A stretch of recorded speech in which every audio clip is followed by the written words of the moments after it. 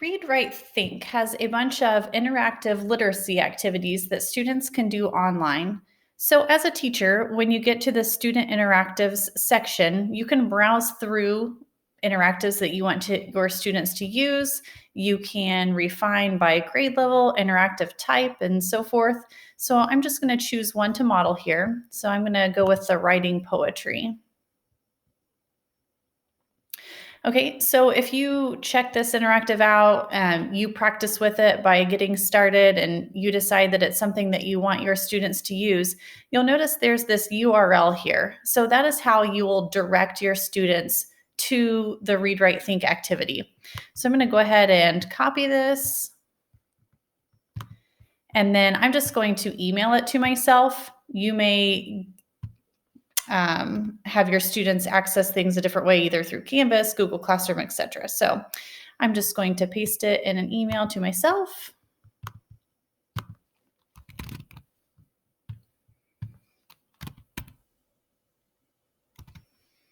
All right. So then when the student goes to that link that you send them, I'm going to go ahead and close out of this so you can see what it looks like as a student. Okay, and they're going to click on the resource that you shared with them. And then they'll see a screen here about whatever it is that you wanted them to do. So they'll go ahead and click Get Started. They'll put in their name and their topic word. I'm just going to put in my name, okay?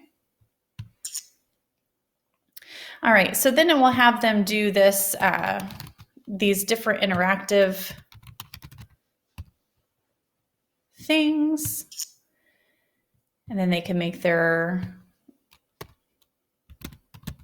poem. Okay, now let's say that the students want to pause and come back to it later. They can actually save their work and come back to it by clicking the Save button. So then they're going to name it something, and it will save to their downloads.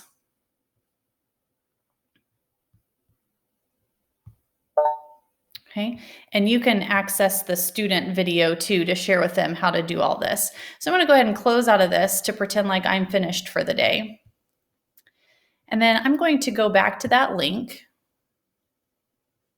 Okay, and this time I'm going to click Open because I want to get back to the work that I had been working on. So I'm going to click Find My File in my downloads. I'll find it here.